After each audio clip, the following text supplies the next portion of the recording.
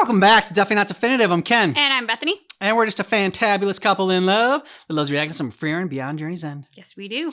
So Frieren Fridays, people. Yeah. React to Frieren every Friday, 9 a.m. Pacific Standard Time. So come join us, Yes. which is that's what you've done right now. You're joining us. So thank you so much. Good job.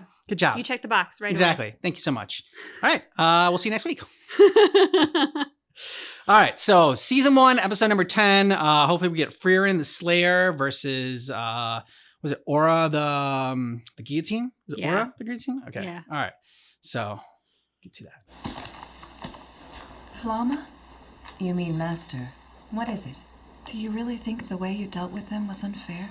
Do you remember Bazalt's final words before he perished? Why would I bother? Their kind only uses words to deceive. They're nothing more than monsters that can imitate the human tongue. And take it from an expert, they are all the same. They don't play fair, so we have no choice but to take their lead and deceive doubly so. Fight fire with fire. Then I will gladly embrace the dishonor it entails. Okay. You know how sometimes when they do an open like that, you're like, ooh, they're totally foreshadowing they're just going to do this. Like, that's the... I don't know. Like, the way that they set that up, I'm like, the outcome of this episode, I could go two very different ways. I think it comes with the total slaughter of the guillotine and her army. Well, I mean, that poor army. Yeah, please free those poor suits of armor. The bleeding won't stop. They just disappear when they die, though. Maybe he hasn't died yet. Decades ago, we were forced to retreat by the party of heroes. But this time, she has no heroes to hide behind. Oh, she's not hiding. Her mana is no match for my ladies. She would never directly engage a demon, especially not one that's so powerful. She'll kill Aura by tricking her. Frieren the Slayer has never once fought us from the shadows. This girl's mana is weak. Yet I was overwhelmed by the sheer number of her rapid attacks. How was she able to execute such powerful magic without exhausting her mana? Is such a thing even possible? So Frieren does the same. Both you and your teacher are a disgrace to the title of mage. Oh. Sure, you, Mistress Frieren, knows that better than anyone else. And she doesn't care. This is an elven village. Bazalt the Throne, a general of the Demon King's army. Huge. Was it you who killed him? You must be powerful. You took them head on, didn't you? She's kind of a genius. I don't know why people prefer an honest playing field. Run or hide or take them by surprise. I can't understand the way strong mages think.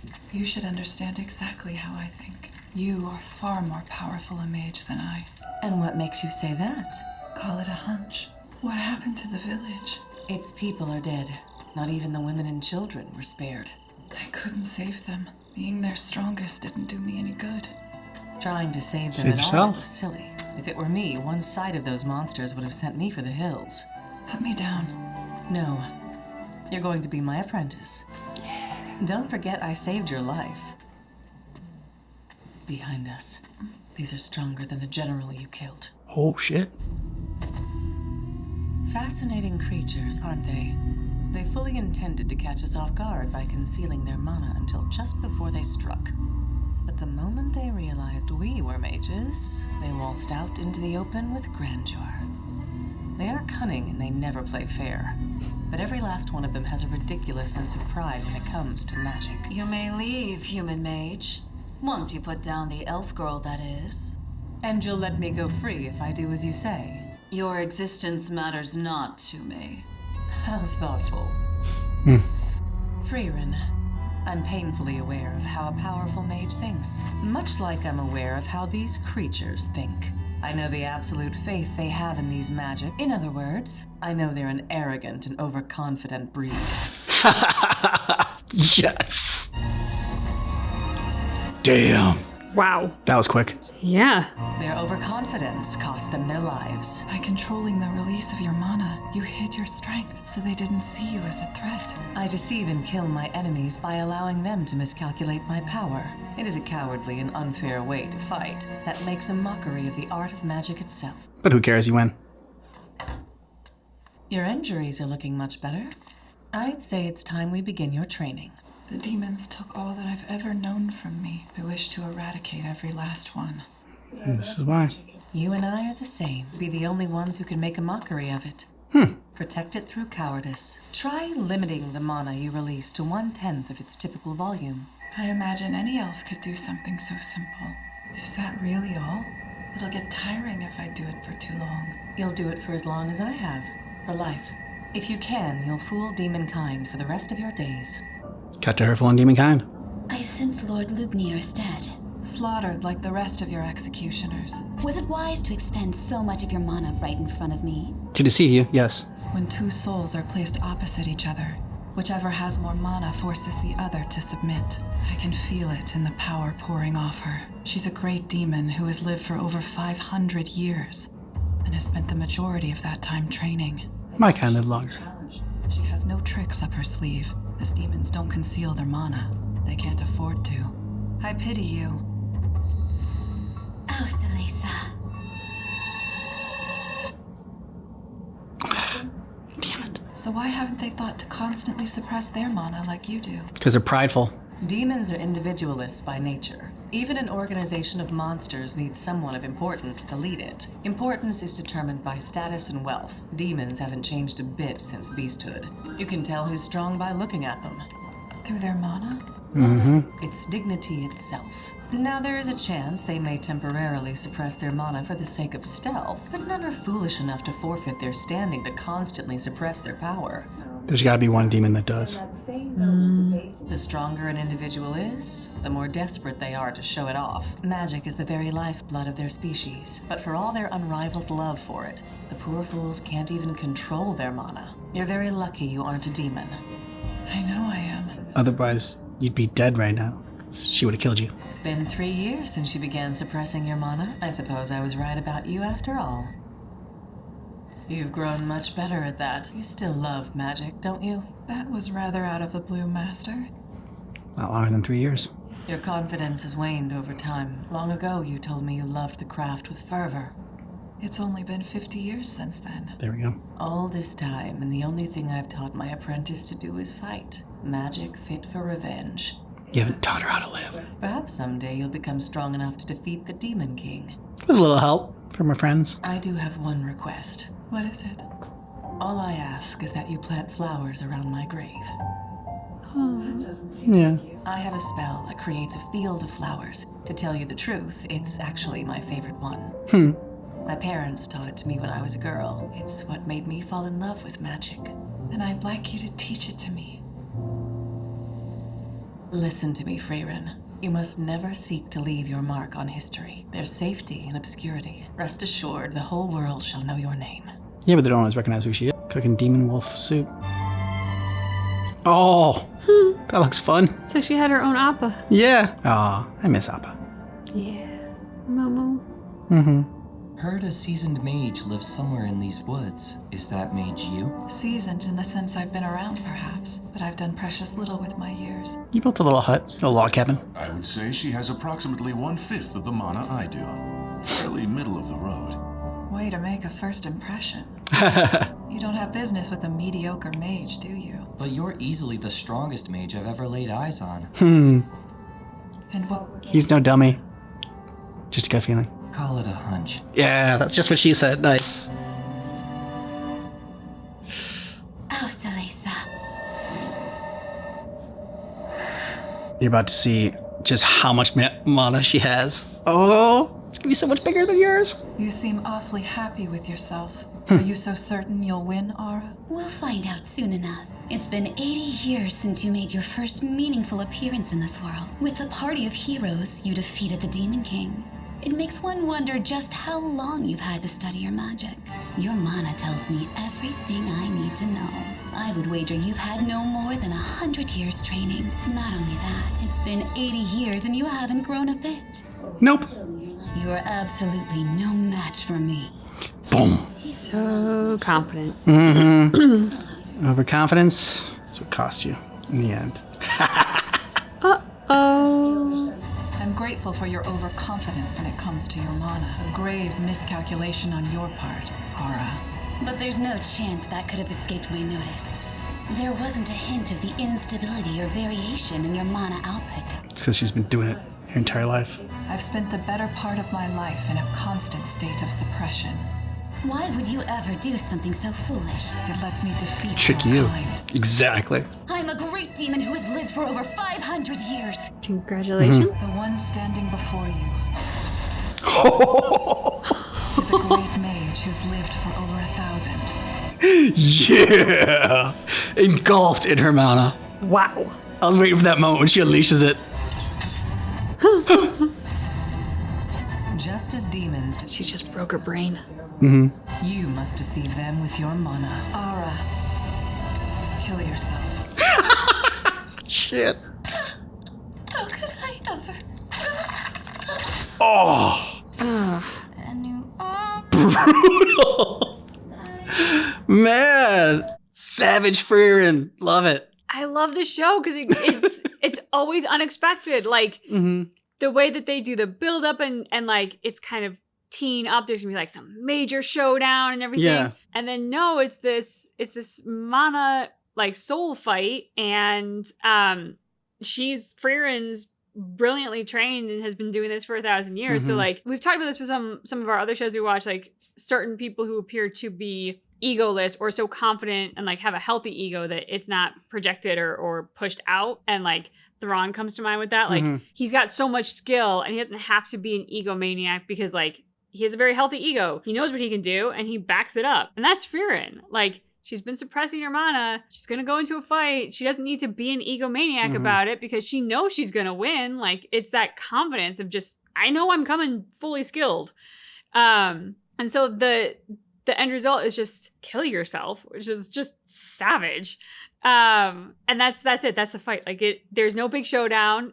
You know, she busts out her amazing mana appearance, and then like Aura does it to herself. It's just like I never would have predicted that was the outcome. Yeah, just the slow build of it all. It's like this episode has been so reminiscent of the journey so far with Frieren, as like, you know, the first few episodes were entertaining and everything like that. And like, you know, like they're like building the world, and it's like just, you know, very chill pace for it. Because I don't say it's like slow pace because like then like that seems like it's bad if it's like if you say something's like slow, but it's just like, you know, so chill pace that it's taking.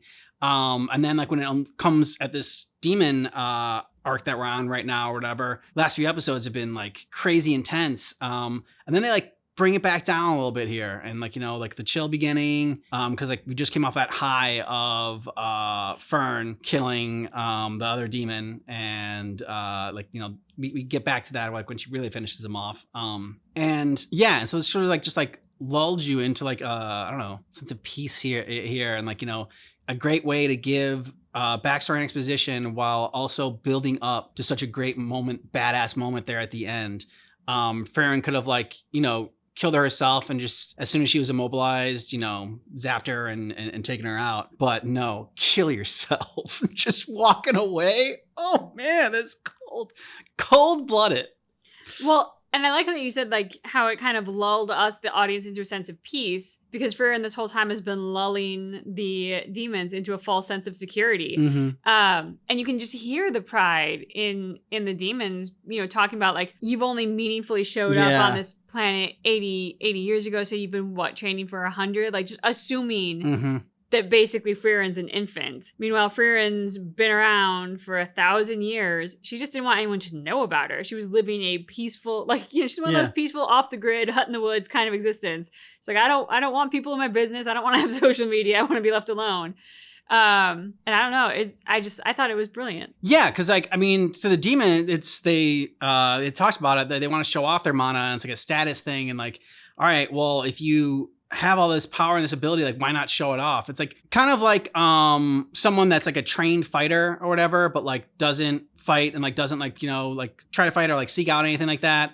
And then but just like is able to like kick ass like in an instance. In a lot of writing books, they'll talk about how like flashbacks are like a lazy form of like storytelling or whatnot. I think like in the wrong hands it is but like when it's done right and it's like it can be used so effectively like it was in this, because like the flashbacks are there, like it's told this way purposefully. Yeah. Instead of just being like, okay, well, we're just gonna like throw a flashback in here because I don't know where else to put it. It's like, no, like I want to, the way I want to tell the story is through like a flashback, like, you know, like in between like the present, so that we can build up to this moment. And when Frieren unleashes like all of her mana for the last, like, she's been storing up, like, because you're waiting for that. Mm-hmm. You know, it's one of those moments. Sometimes there's like a big reveal and you don't see it coming. And like, whoa, that's, you know, that's amazing. There's other times when you're just waiting for it. You're just like, man, I want to see how like, because they kept showing different parts of like other people's mana that we've seen throughout.